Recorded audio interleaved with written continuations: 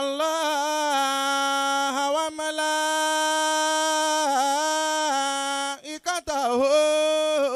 يصلون على النبي صلى الله عليه وسلم.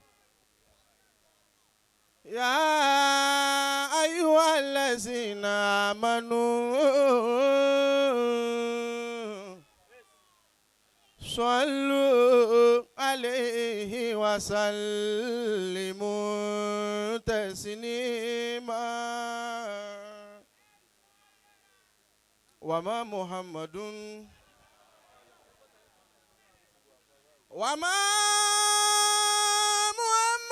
إلا رسول قد خلت من قبله الرسل أفإن مات أو قتل انقلبتم على أعقابكم وما ينقلب على عقبيه فلا يضر الله شيئا وسيجزي الله الشاكرين. ما كان محمد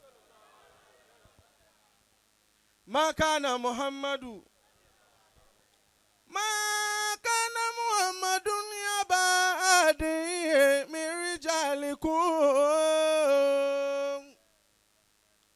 ولكن رسول الله وخاتم النبيين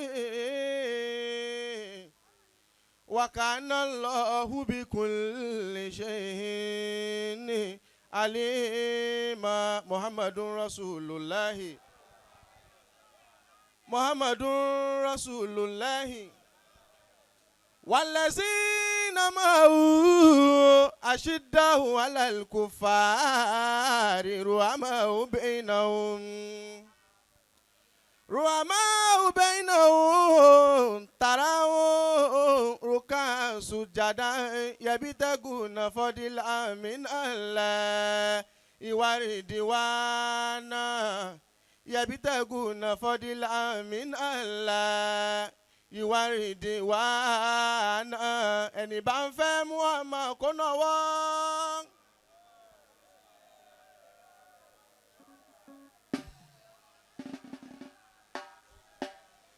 ẹni bá ń fẹ́ Muhammad kó dìde kó bá yòǹbó ànábì dáadáa. sallallahu alayhi wa sallam. ẹni bá ń fẹ́ Muhammad kó jókòó. ẹni bá ń fẹ́ Muhammad kó bá mi ṣàṣàlátù fúnníṣẹ́ ńlá. sallallahu alayhi wa sallam. Assalamu alayka ya man hamala risalata wa wada al-adalata wa adal amanata wa harama al-khiyanata. Annabi wa Muhammad.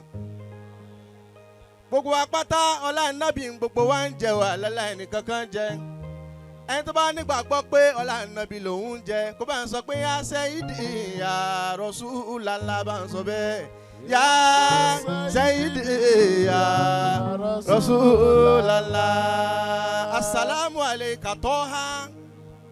Assalamu alayka Yasin. Assalamu alayka Mujtaba. Assalamu alayka Murtado. Assalamu alayka yawma tazawwajta bi Khadijati binti Kuwaylidi.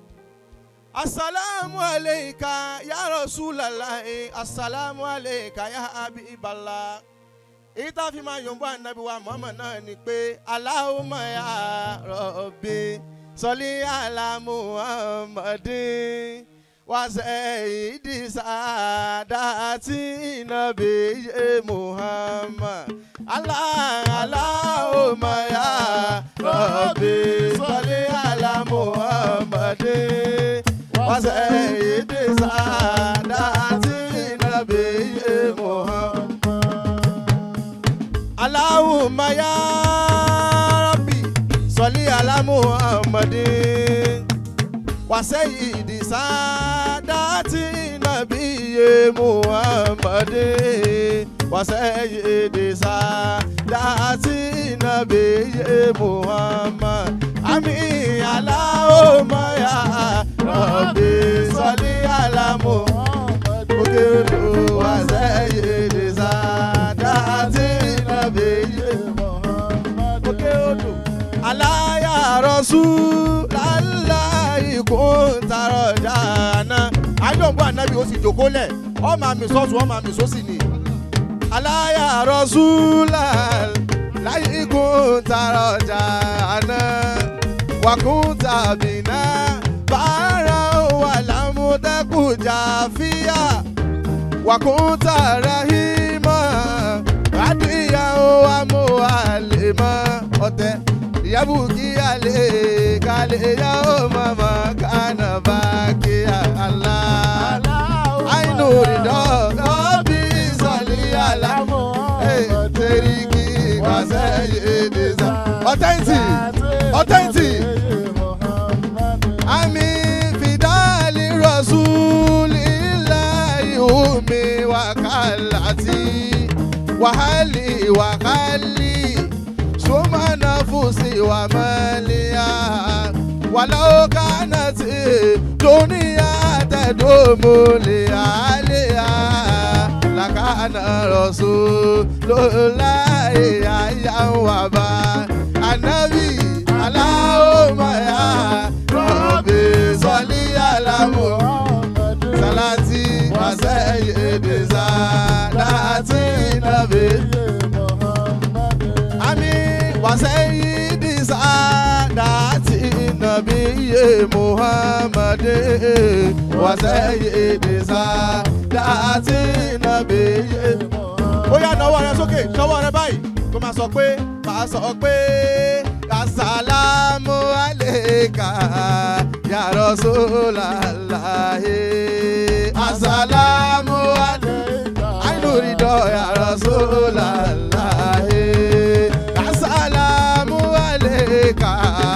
Ya Habiballah, assalamu majuwasa nabi ami assalamu alayka ya Sofiyallah, assalamu alayka ya Rasulallah, assalamu alayka ya Habiballah, assalamu alayka ya Rasulallah, ya wali ya liwaba, ya wali ya liwaba, ya kashifa libala, ya dafi ya liwaba, isifu wana libala, bija isayidi liwara.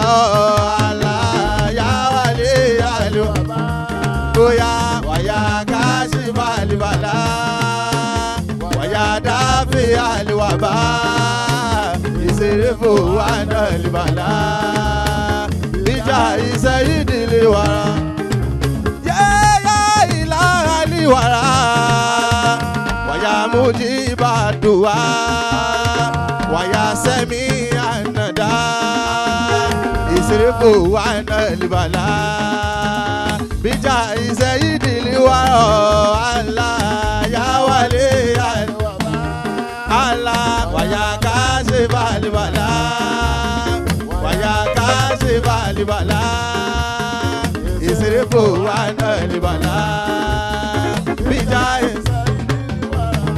ó yá sọ pé gbogbo ohun tí mo fà láàfíà kó jọ má jẹ́ kó wọ́n ta tẹkùntẹkùn zulijala aliwali kirami má jẹ́ fi ìnira lólé ayé wítì ẹ gbogbo tí mo fàlà àmì má jẹ́ kó wọ́n ta tẹkùntẹkùn zulijala aliwali kirami má jẹ́ fi ìnira lólé fàlùbáríkà sí ìwọ̀nba tí mo bá ṣe o fàlùbáríkà sí.